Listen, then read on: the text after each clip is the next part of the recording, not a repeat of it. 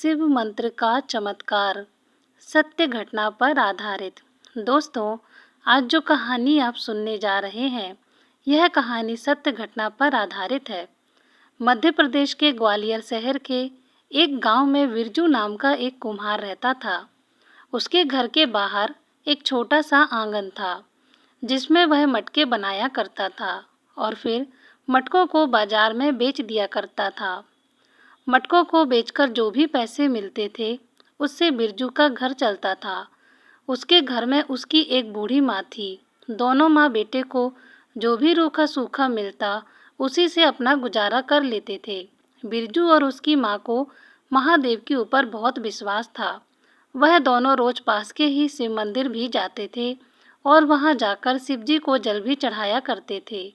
कभी कभी बिरजू के मन में आता कि उसकी भक्ति में ऐसी क्या कमी है जो उसे इतने बुरे दिन गुजारने पड़ रहे हैं।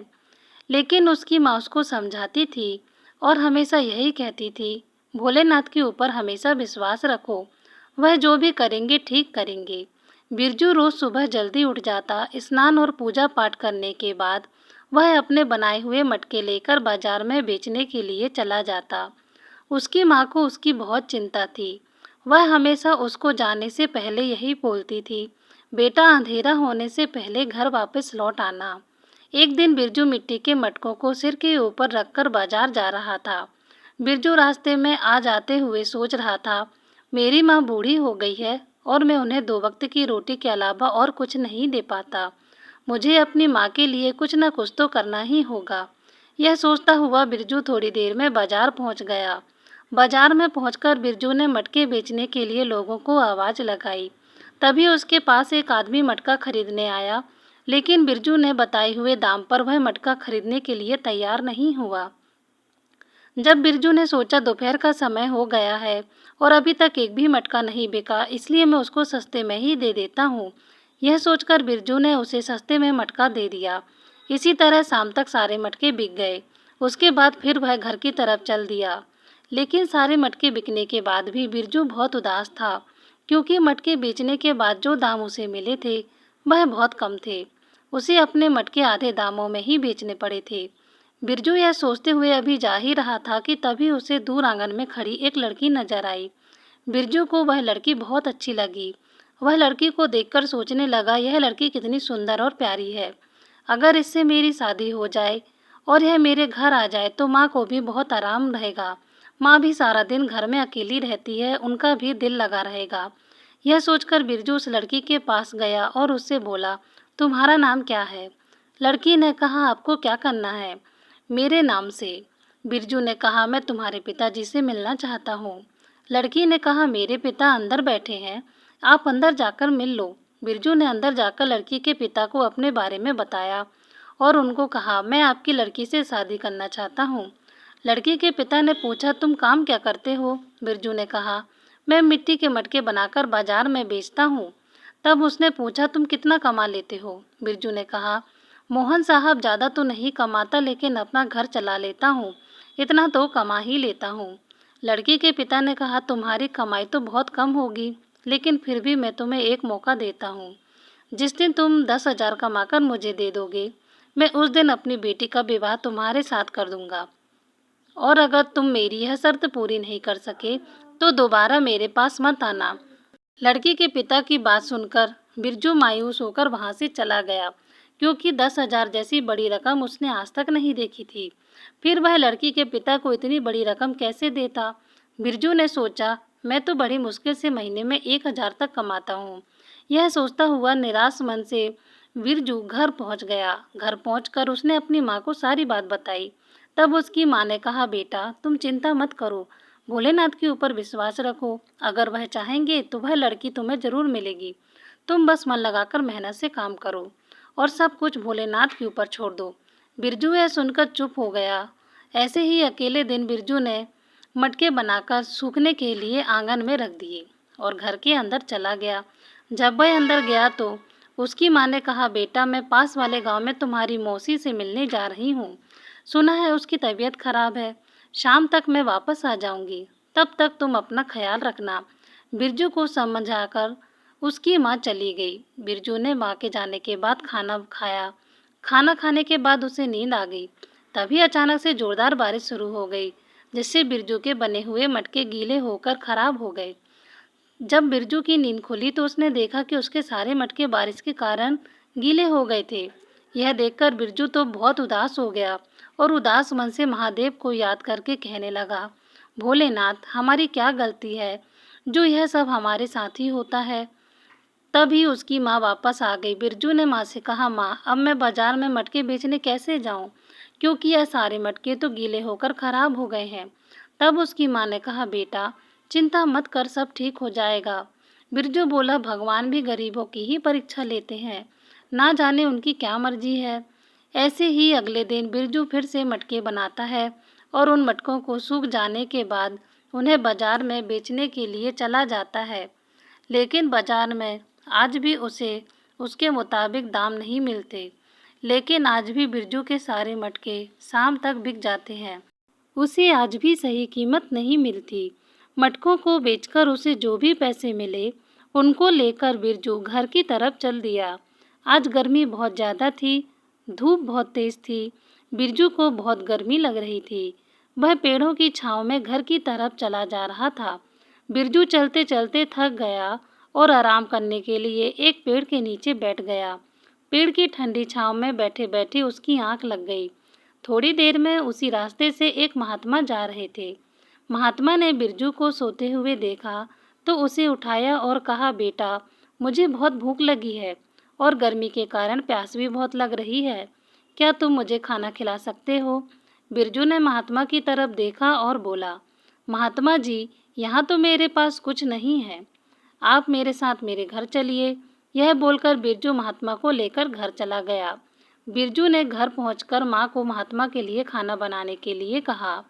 बिरजू की माँ ने खाना बनाकर महात्मा के आगे रख दिया और हाथ जोड़कर उन्हें खाना खाने के लिए कहा। जब महात्मा ने खाना खा लिया तो बिरजू ने उनसे उनके बारे में पूछा। महात्मा ने बताया, मैं पास वाले गांव में जा रहा था। महात्मा ने खाने के लिए बिरजू को धन्यवाद किया और बोला, बेटा, आज की दुनिया में कोई किसी अनजान को अपने घर में नहीं आने देता, लेकिन तुम मुझे घर लेकर आए और मेरी बड़ी सेवा की। मैं इस बात से बहुत खुश हूँ। तब बिरजू ने कहा, बाबा, आप थोड़ी देर आराम कीजिए, मैं शाम के खाने का इंतजाम करता हूँ। महात्मा ने कहा, बस बेटा, मेरे लिए इतना ही बहुत है, मुझे जल्दी ही पास के गांव में पहुँचना है। बिरजू ने कहा, बाबा, बाहर बहुत गर्मी है, अभी आपका बाहर जाना ठीक नहीं है। तब महात्मा ने कहा, बेटा, जो आज तुमने मेरे ऊपर उपकार किया है, मैं उसके लिए तुम्हारी गरीबी दूर करने का उपाय बताता हूँ। महात्मा ने बिरजू से कहा, बेटा, मैं तुम्हें एक मंत्र बताता हूँ, तुम उसका रोज सुबह शाम जाप किया करो। महादेव तुम्हारे ऊपर जल्द ही कृपा करेंगे और तुम्हारी जो भी इच्छा है वह महादेव जरूर पूरी करेंगे।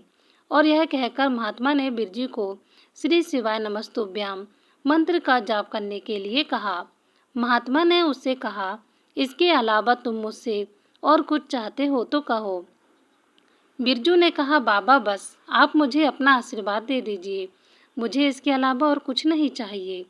तब महात्मा ने कहा, बेटा, मैं तुम्हारी परीक्षा ले रहा था और तुम इस परीक्षा में सफल हो गए, इसलिए मैंने तुम्हें जैसे कहा है वैसे ही आज से ही शिव मंत्र का जाप शुरू करो, बाकी सब महादेव के ऊपर छोड़ दो। यह कहकर महात्मा वहां से चले गए। बिरजू और उसकी माँ ने जब रोज शिव मंत्र का जाप करना शुरू कर दिया, इससे उनके अंदर काफी शांति आ गई। इस बात को कुछ दिन बीत गए। एक दिन बिरजू आंगन में बैठकर मटके बना रहा था। तभी उसकी माँ की नज़र बिरजू के बने हुए मटकों पर गई। वह मटकों को देखकर चौंक गई, क्योंकि आज मटके बहुत चमक रहे थे। उसने बिरजू से कहा, बेटा, आज मटके देखो कितने चमक रहे हैं, ऐसा लग रहा है जैसे मटके पर हीरे लगे हुए हैं। तब बिरजू की नज़र मटकों की तरफ गई। वह बोला, तुम ठीक कह रही हो माँ, आज मटकों की बनावट भी कितनी अच्छी लग रही है, जरूर यह महात्मा जी के आशीर्वाद के कारण हो रहा है। तब बिरजू ने कहा, अच्छा माँ, अब मैं इन मटकों को बेचने के लिए बाजार जा रहा हूँ। जब बिरजू मटके को लेकर बाजार में गया तो मटकों की चमक देखकर बिरजू की दुकान पर भीड़ लग गई और उसके सारे मटके कुछ ही देर में बिक गए। आज किसी ने भी बिरजू से मोल भाव नहीं किया, सबने बिरजू की बताई हुई कीमत पर मटके खरीदे। यह देखकर बिरजू बहुत खुश हुआ। आज उसकी काफ़ी अच्छी कमाई हो गई थी। सारे मटके बिक जाने के बाद वह घर चला गया। घर पहुंचकर बिरजू ने खुशी-खुशी माँ को सारी बात बताई। तब उसकी माँ ने कहा, बेटा, आज तुम्हारे मटके ही नहीं, केवल आज जब मैं आंगन साफ कर रही थी और मटके बनाने के लिए मिट्टी खोद रही थी, तब मुझे मिट्टी खोदने के बाद उसके अंदर से सोने के सिक्कों से भरा हुआ एक मटका मिला। बिरजू सोने के सिक्कों को देखकर हैरान हो गया। वह समझ गया था कि यह सब मंत्र जाप करने का चमत्कार है। यह सब महादेव की कृपा है।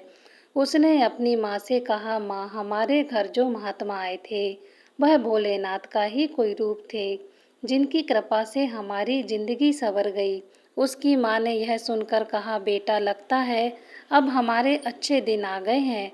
अब तुम जल्दी से मोहन साहब के घर जाओ और उनसे उनकी बेटी का हाथ मांगो। अब वह तुम्हें मना नहीं करेंगे। बिरजू अपने साथ सोने के सिक्के लेकर उनके घर गया और उनके पास जाकर सोने के सिक्के उनके आगे रख दिए।